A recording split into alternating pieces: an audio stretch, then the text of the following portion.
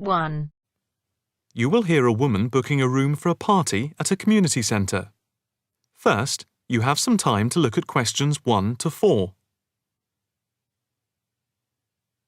Listen carefully and answer questions 1 to 4. Hi, good morning. My name's Pete. How can I help you? Hi, my name's Maria Lincoln. I understand you hire out rooms in the community centre as venues for parties? Yes, we do. We've various sized accommodation. It depends on what you're looking for, really. We're looking to hold a party, a children's birthday party, and we need a room that will hold about 70 people, with space for a small disco area, games, dancing, and food. Well, we have a large room, and it would certainly hold at least 100 people comfortably. It's used a lot for parties and things like that. That sounds as if it might be suitable. I've tried various venues, and they're either booked up or they don't hold enough people. Can you tell me when you were thinking of holding the party? I know it's short notice, but we wanted to hold it Saturday week. That's September 15th. Let's have a look. Yes, you're in luck. The Mandela suite is free then. I'll just write that down. Mandela.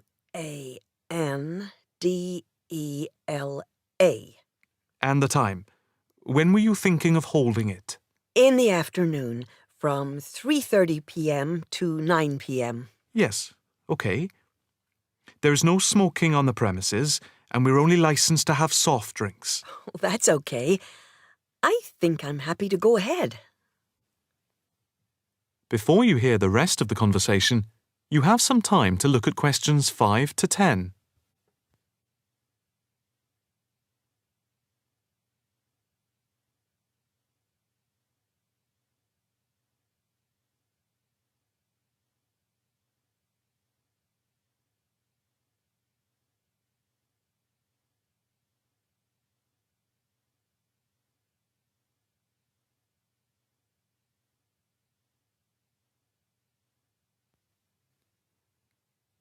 Now listen and answer questions 5 to 10.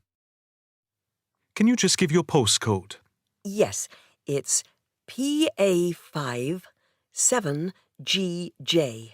Fine. And the flat and street number? It's flat number 40, and the street number is 35. Okay, so that's flat 40, 35 Beaches Street. Yes, that's right. And a contact number? My landline is 223279 with the code. But I'll give you my mobile number, which is 07897 293381. Okay, 293381. Can you tell me how much it will cost? It's quite reasonable, actually. It's £115 for the hire of the room, with tables and chairs. But if you want to hire disco equipment, we've got a basic system with speakers and other equipment for £25. But there is no technician around in case anything goes wrong. And of course, it's optional. That would save us carting something from home, but maybe we should bring a spare sound system just in case. We've never had any problem with the system, but you might not want to take any chances. What about catering? Well, we had thought of getting everyone bringing something. We have someone who can do catering for £9 a head, including the cake if required. That's handy, but it's a lot as we have a fairly tight budget. So, you want to go ahead with the booking? Yes, certainly. Okay. I need to take a deposit of £30, which is refundable. The balance needs to be paid 2 days before the event at the latest. Fine. You can cancel up to 2 days before, but after that you lose the deposit. We don't intend to cancel, but is there any insurance we can take out? Yes, there's a form here somewhere. How much? It's, let me see. It's only £9 for the 24-hour period, and that covers you for cancellation, damage, and injury. Well, At least we'd better have a look at it. How would you like to pay the deposit? Cash. I'll just give you a receipt. There you are. 10, 20, 30. £30. Maria Lincoln. Thank you very much. I'm really glad I found somewhere. We have been trying to book a place for the past 2 weeks, so thank you again, and bye for now. That is the end of part 1. You now have half a minute to check your answers.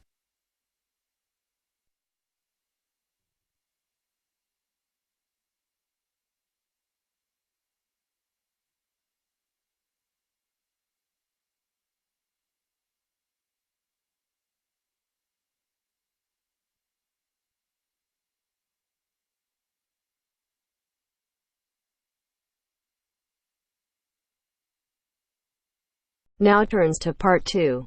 Part 2. You will hear a guide giving instructions to a group of international students in Canada preparing for a whale-watching trip.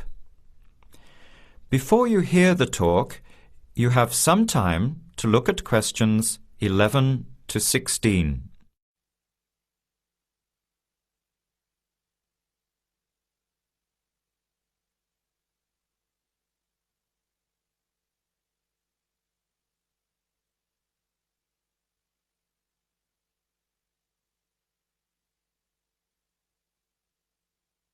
Now listen carefully to the first part of the talk and answer questions 11 to 16.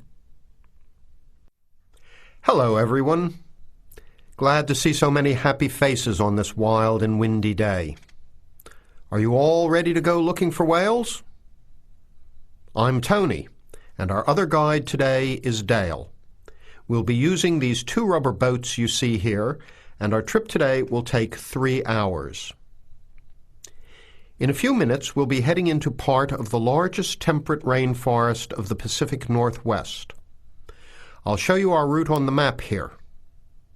This is where we are now. We'll be leaving the sheltered bay and heading out across the mouth of the bay toward the open water. As you know, last night there were strong winds in the area, so we can't go out into the ocean as we had planned. Near the mouth, the water will be quite rough. That's where we are most likely to spot orcas, or killer whales as they are also called. After crossing the mouth of the bay, we'll enter the calmer, shallower waters. This is where you look for gray whales. Then we will continue up this narrow inlet close to the shore. You will have a great view of giant fir and cedar trees that have never been logged. Here is the place to watch for wildlife. You are likely to see bears along the shore and eagles in the sky overhead. Right at the back of the inlet here are the hot springs where we will be stopping for an hour. You can have a soothing soak in bubbling hot water before the return trip. I'll tell you a little bit about the whales now because with the noise of the wind and the engine, you won't be able to hear much out there. As we head out in the boat, we will probably see dolphins first. They are a gray color and quite small, 1 to 2 meters long. They will swim right beside the boat, racing along and sometimes jumping out of the water just ahead of us. They swim very fast, and they are playful and curious. They're really fun to watch. The next ones we'll see are orcas, or killer whales, which are actually members of the dolphin family. They are 7 to 8 meters long, very fast, and they have sharp teeth. Some stay in these waters all year round. We identify them by the distinctive black and white color. They feed mainly on salmon in these waters, but the orca diet can include seabirds, seals, dolphins, and other mammals. They can be fierce hunters, and this is why they are called killer whales. We should start watching for them as soon as we get out toward open water. We're likely to spot the orcas from a considerable distance. Watch for the black and white marking and mist spouting from the blowholes on top of their heads. Just outside the inlet is where we will probably see grey whales. The greys are migratory. They pass through here twice a year, moving from far in the north where they feed to the warm southern waters where they breed. You are very lucky today because several have been reported in the area. Unlike the orcas, greys are solitary, except when you see a mother with a calf. The grey whales are much longer and heavier than the orcas, 14 meters long and weighing up to 30 tons. The grey whales are filter feeders, gathering tiny ghost shrimp from the sand at the bottom. We recognize greys from their tail fins because each one is different. Once we find the whales, we'll come up as close as we can safely. We are allowed to approach the whales no closer than 50 meters. But that feels pretty close when you are in the presence of animals this big. You'll see mist coming out of the blowholes when they breathe out, and you'll hear a loud hiss. If we are downwind, we might even be able to smell them, a strong, fishy smell. Before the talk continues, you have some time to look at questions 17 to 20.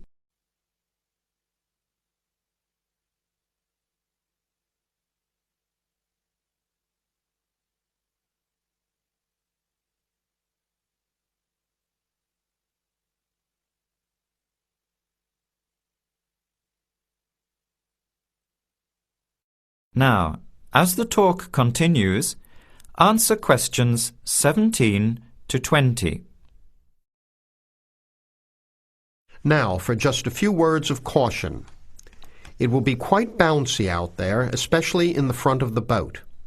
If you want a smoother ride, stay in the middle of the boat, close to the engine.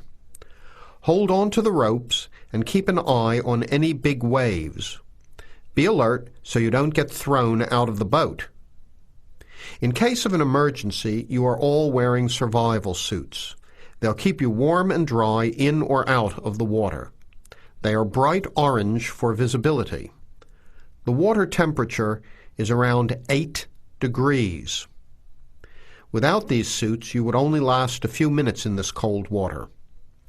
With these suits, your survival time is increased dramatically. They will keep you upright in the water even if you can't swim. But we don't expect anybody to end up in the water, so don't worry.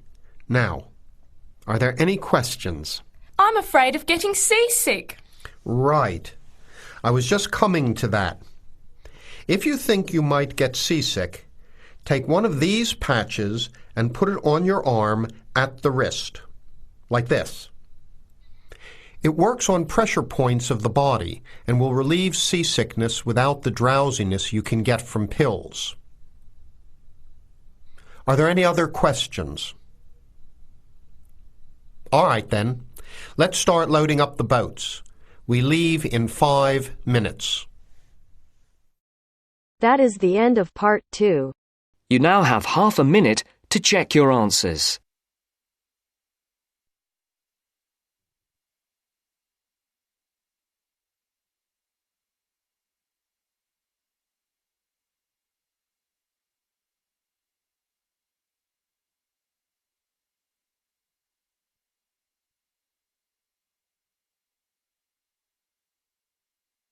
Now turns to part 3. Part 3. You will hear a student union officer's speech. First, you have some time to look at questions 21 to 25.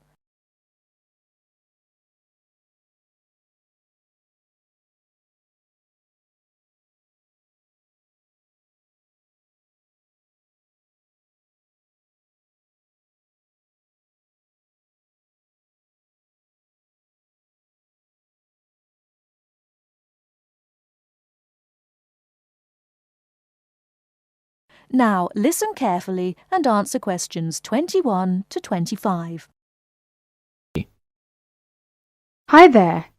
May I wish you a very warm welcome to Ealing College and more especially to the Student Union. The Student Union is run by 4 sabbatical officers, of which I am one. As the President, I am charged with the overall day-to-day running of the Union itself, according to established policies within the Constitution.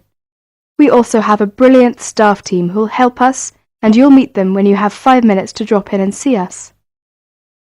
The last year has seen the Student Union grow from incorporating a bar and a few offices with a small shop into being a thriving concern, which controls, to its credit, 2 bars, a cafe bar or restaurant, a shop, a comprehensive welfare department, and numerous offices. All this has been achieved by sheer hard work and dedication on the part of last year's sabbatical team and staff, who overcame many obstacles and teething problems, but won through in the end. This year, our aims as a team will be to consolidate on what has already been achieved, and to secure the future of the Union. With the new post of Vice President, Social and Communications, our main emphasis will be on communications within the college, which has always proved a problem in the past, but one which we hope to improve upon this year. One way will be the regular publication of a Student Union magazine, so all you budding journalists, come on down. Before you hear the rest of the talk, you have some time to look at questions 26 to 30.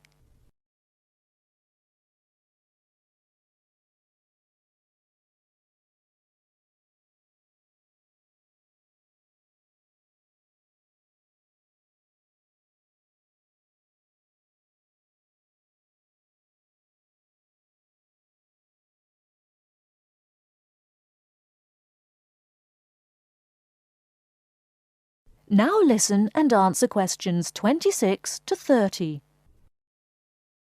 We are very aware that a lot of you have never had any contact with student unions before, and don't know what they are or what they can do for you. So basically, here's a quick rundown. If you have any problems at all, either when you start college or throughout your time here, don't hesitate to drop in the SU office in the North Building and see Pat, our office assistant. She will be able to help you with most of your day-to-day general inquiries, or if she can't, she will direct you to one of our staff who can.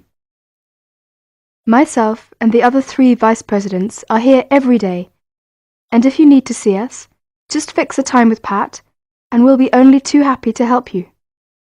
By the way, queries or problems can range from a late grant check, finding a place to live and academic matters, right through to the best places to eat, directions to the bar, or somebody blocking you in the car park. We'll give anything our best shot. Please remember, while you're at Ealing, that going to college is not just about education. Make sure you enjoy yourself as well, because believe me, time will fly once you're here. Ealing is a really good place to live, as there is lots to see and do. And don't forget, the metropolis of central London is only 20 minutes away by tube. Finally, the Student Union is an organisation run by students for students. So if there is anything you don't agree with, or you have any new ideas, please come along to the Union General Meetings and don't be afraid to speak up. Or you could give up a little of your time and stand for the Executive Committee, which is made up of students who help us out with lots of interesting things. I would like to take this opportunity to thank all the sabbaticals of the last 2 years who have worked so hard. My very special thanks goes to Winston, Martin and Peter and all the staff who not only did a great job, but have been my good friends as well. Lots of luck and success for your year at Ealing. Work hard, but play hard as well. That is the end of part 3. You now have half a minute to check your answers.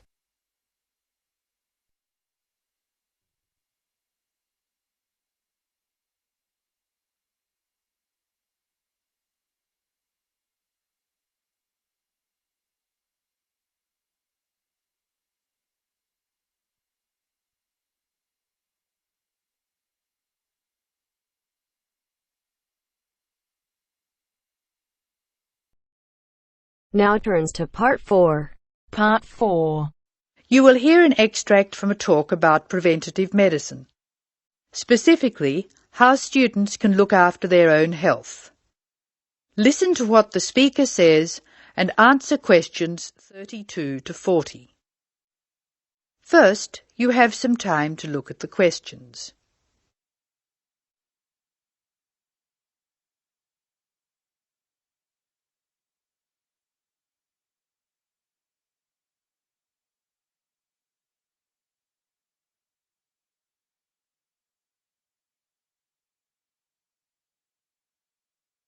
Now listen carefully and answer questions 32 to 36.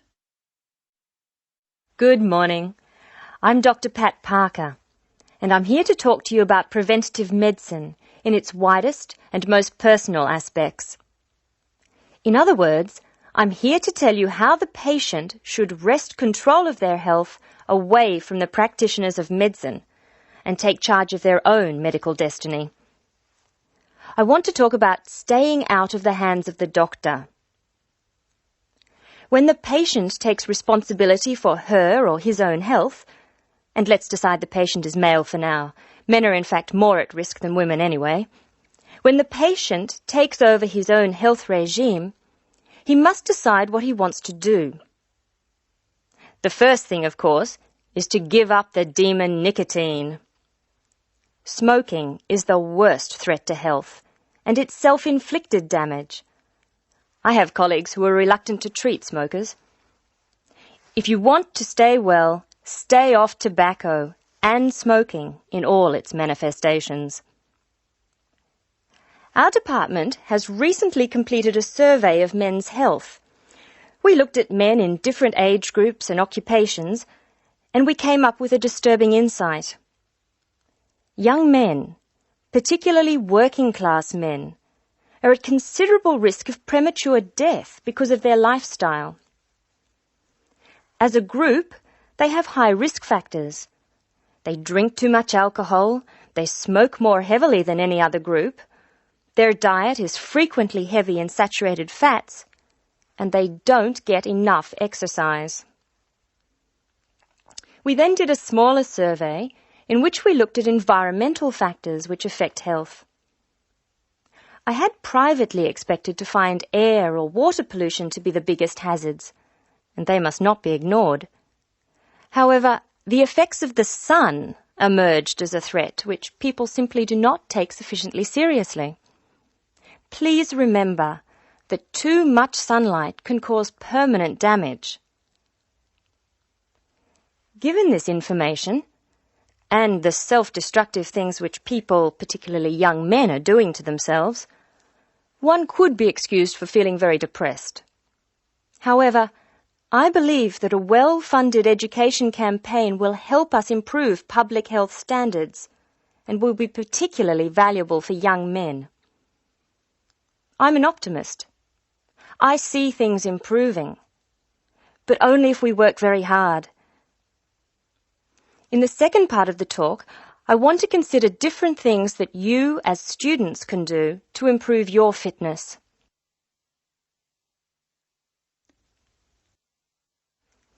So now I'd like to issue a qualification to everything I say.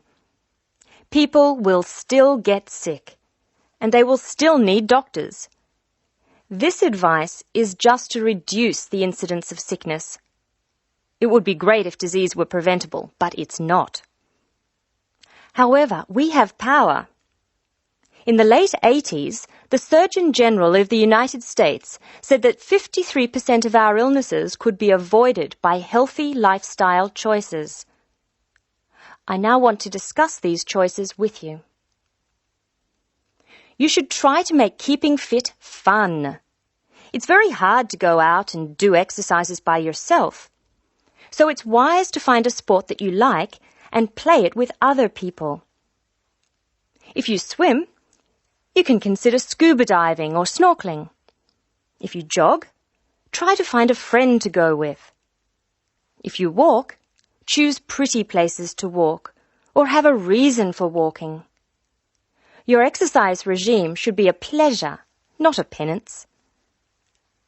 The university is an excellent place to find other people who share sporting interests with you. And there are many sports teams you can join. This, unfortunately, raises the issue of sports injuries. And different sports have characteristic injuries. As well as accidental injuries, we find repetitive strain injuries occurring in sports where the same motion is frequently performed, like rowing and squash. The parallel in working life is repetitive strain injury which may be suffered by typists or other people who perform the same action hour after hour, day after day. In this context, therefore, the most important thing to remember before any sport is to warm up adequately. Do stretching exercises and aim at all times to increase your flexibility.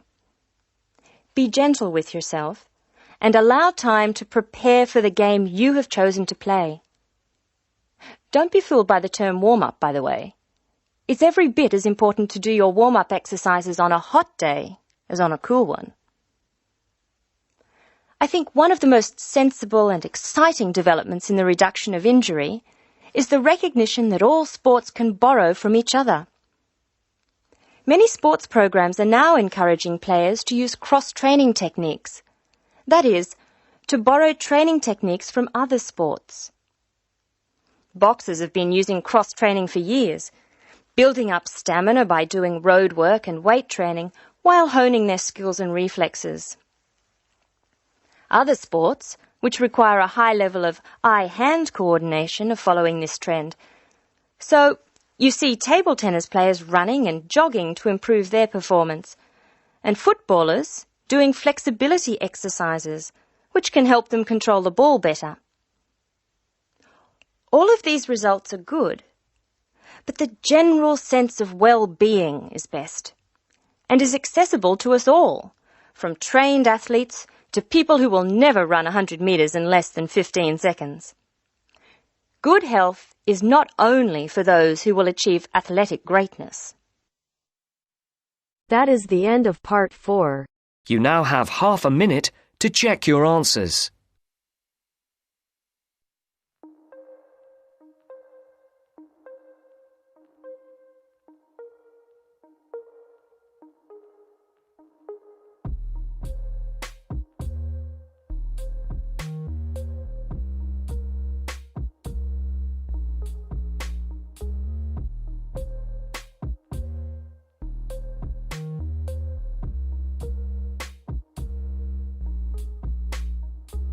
That is the end of the test. You now have 10 minutes to transfer your answers to your IELTS listening answer sheet.